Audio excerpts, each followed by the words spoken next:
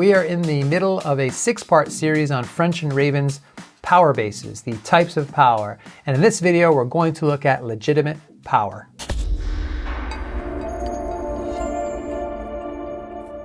Hey there, welcome back. Alex Lyon here. This channel is called Communication Coach. We're here for your professional development. And we're in the middle of a 6-part series on French and Raven's power bases, the types of power. In the last couple of videos, we looked at reward power and coercive power. Now we're looking at legitimate power. So broadly speaking, French and Raven describe power as a type of social influence, where a person A, we'll call them the leader, does or says something that influences person B, the follower, to change their attitude, their belief, or their behavior in some way. Anything that I can do to get you to comply is a type of power. And we're going to be looking specifically at legitimate power. And this one's a little different from the others, and I think it's pretty fascinating because it depends a lot upon the follower's acceptance. In fact, here's how I would paraphrase French and Raven's definition. Legitimate power comes from the follower's acceptance of the right of the leader to require the changed behavior and the follower's obligation to comply. So essentially that means, in everyday language, when I, as a follower, accept this power arrangement, what I'm accepting is the legitimate power of the leader to take action, to make decisions. When I say things like, well, that person has the right to make the schedule, or I'm obligated, or I really should because they're in charge, when they use phrases like that, they're indicating legitimate power. So the leader came to power by some process, by some selection process, some election process, or perhaps tradition. And they occupy a certain position, and their power is tied to that position. So once a president leaves office, they're leaving that legitimate power behind because the power is connected to that particular job, that particular position. And once children are of a certain age, they become adults, they're no longer under the legitimate authority of parents because they are adults after that. And that's really the nature of this power. It's tied to a position. So let's talk a little bit about job description, because really that's where this comes down to.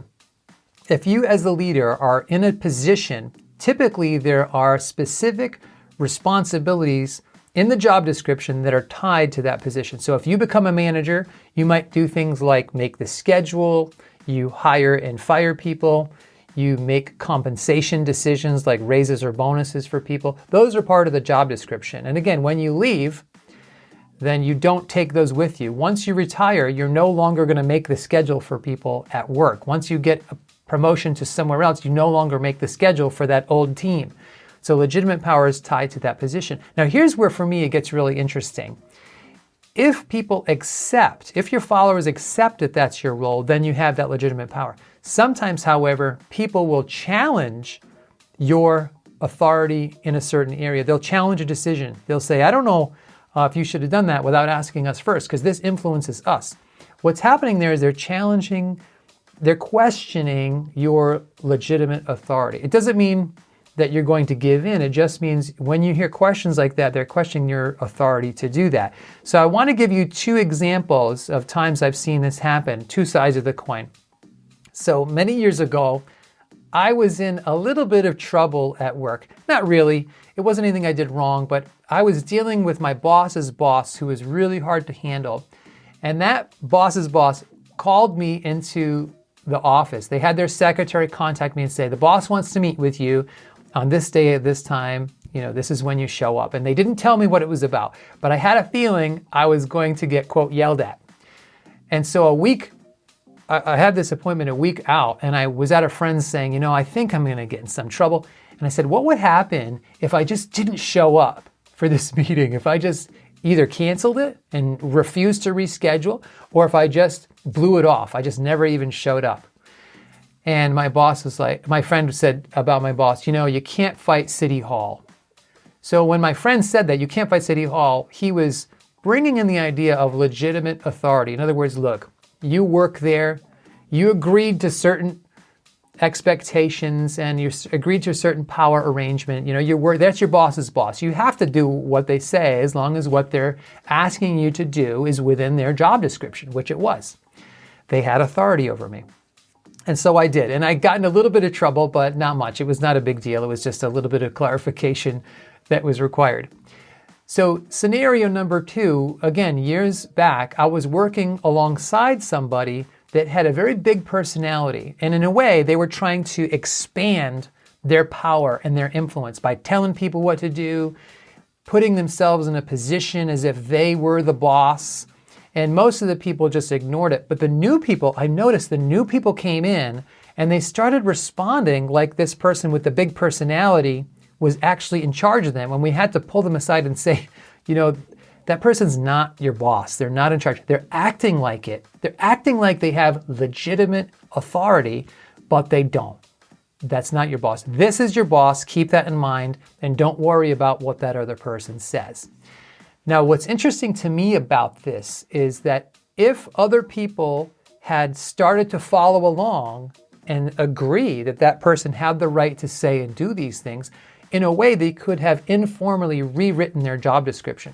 So legitimate power, yes, it's tied to a position and to job responsibilities, but sometimes people can define those duties broadly and in a way make power moves to expand their role and get more legitimate authority. So I think it's a fascinating one. And the other part of it is once people accept it, then it's backed up by coercive power. So let's say the President of the United States has legitimate power, but he also is backed up by coercive power by the military. And it's like that in the classroom where the teacher has legitimate power to assign the grade, but it's backed up by coercive power. The teacher can deduct points off an assignment if it's late. So I like to say that legitimate power is supported by coercive power, even if we never mention possible punishment. We all know that that comes with the legitimate power. The power to punish comes with legitimate power. So that's how those two are connected. So 2 things before we go. First of all, the next video in this sequence is on referent power. And really that's, again, the opposite side of the coin of legitimate power. It doesn't have to do with your position. It has to do with something else. So stick around for the video on referent power.